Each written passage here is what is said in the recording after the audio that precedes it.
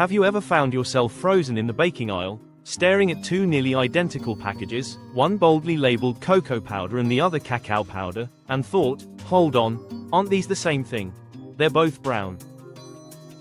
They both smell like chocolate. They both promise that deep, comforting richness we all crave. Yet somehow one costs more, one sounds fancier, and one is wrapped in words like raw, ancient, or superfood. Suddenly, a simple shopping trip turns into an identity crisis. Have you been buying the wrong one this whole time? And more importantly, does it actually matter? Today, we're peeling back the wrapper and uncovering the real difference between cacao and cocoa. To understand the difference, we have to go all the way back to the beginning, before powder, before bars, before desserts, to a tree growing quietly in tropical regions near the equator. Both cacao and cocoa come from the same source, a small evergreen tree known scientifically as Theobroma cacao, a name that literally means food of the gods. Ancient civilizations weren't being poetic for fun. They truly believed this plant was sacred.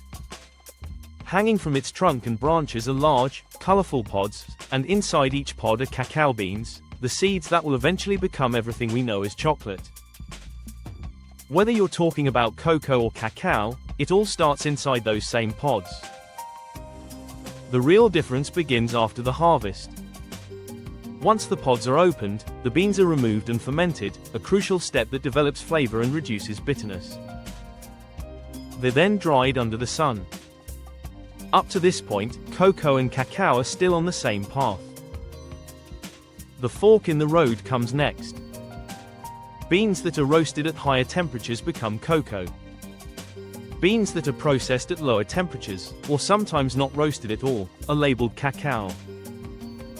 That's it. One extra step, one temperature change, and suddenly we have two different ingredients with two very different reputations. That temperature difference might sound small, but it changes everything. Roasting transforms the beans. It softens harsh notes, deepens flavor, and creates the familiar chocolate profile most of us grew up with. This is cocoa. It's smooth, mellow, and instantly recognizable. On the other side, cacao stays closer to its natural state. Because it's minimally processed, its flavor remains bold, sharp, and intense. It's less sweet, more bitter, and often carries fruity or earthy undertones. If cocoa is a polished studio recording, cacao is the raw live performance where you hear every breath and every imperfection. That flavor difference plays a huge role in how each one is used. Cocoa feels comforting. It's the taste of brownies, chocolate cake, and hot chocolate on a cold night. It blends easily with sugar, milk, and butter. It doesn't fight back. Cacao, on the other hand, demands attention. It's not trying to be sweet or friendly. It's trying to be real. That's why cacao often shows up in smoothies, energy balls, or raw desserts, where people want that intense chocolate hit without heavy processing. It's chocolate in its most honest form, and not everyone loves it at first bite. But flavor is only half the conversation. The bigger debate usually centers on health. Because cacao is processed at lower temperatures, it retains more of its natural compounds. We're talking about flavonoids, antioxidants linked to improved blood flow, heart health, and even mood enhancement. Cacao also contains notable amounts of magnesium, iron, and fiber. This is why it's often marketed as a superfood. In contrast, cocoa loses some of these nutrients during roasting. Heat breaks down certain antioxidants and vitamins, reducing its nutritional density. That sounds like a clear win for cacao, but reality is rarely that simple. While cacao may be more nutrient-rich on paper, its bitterness often pushes people to add sweeteners, milk, or syrups just to make it palatable. Once you load it up with sugar, the health gap between cacao and cocoa shrinks fast. Meanwhile, unsweetened cocoa powder, when used thoughtfully, can still fit into a balanced diet without pretending to be something it's not. Sometimes the healthiest choice is the one you'll actually enjoy without overcompensating. There's also the way these two behave in recipes, and this is where many people get tripped up. Cocoa powder is a baker's best friend. Because it's been roasted, it's less acidic and works beautifully with leavening agents like baking soda and baking powder.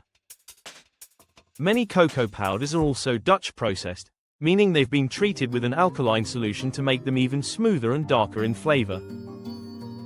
This is why cocoa produces consistent, reliable results in cakes, cookies, and brownies. Cacao powder doesn't play by the same rules. Its higher acidity can interfere with baking chemistry, affecting rise and texture if substitutions aren't carefully adjusted. That's why cacao shines in no-bake recipes, smoothies, or as a topping. And then there are cacao nibs, those crunchy fragments of crushed cacao beans. They're bitter, intense, and wildly popular among people looking for texture and depth without added sugar. Sprinkle them on yogurt or oatmeal and you'll understand why they've developed a cult following. Beyond science and nutrition, there's something deeper happening here. Cocoa and cacao create completely different experiences. Cocoa feels nostalgic. It reminds us of childhood treats, birthday cakes, and cozy moments. It's familiar and comforting, like a well-worn sweater. Cacao feels ancient. It connects you to how chocolate existed long before candy bars and dessert menus. It's what the Mayans and Aztecs consumed in ritual drinks, often mixed with spices instead of sugar. Cacao isn't trying to please everyone. It's trying to tell a story. So which one is better? The honest answer is neither, and both. If you want ease, comfort, and that classic chocolate flavor that works every time, cocoa is your go-to. It's dependable, versatile, and deeply ingrained in our food culture. If you're curious, adventurous, and drawn to chocolate in its raw, unfiltered form, cacao offers a different kind of reward. It's more intense, more complex, and closer to the source. In the end, cacao and cocoa aren't rivals.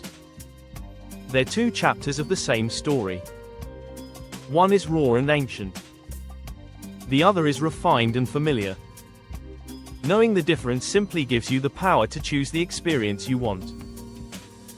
If you enjoyed this journey, be sure to explore our other bingeable videos. Thanks for joining us, and don't forget to like, subscribe, and stay curious.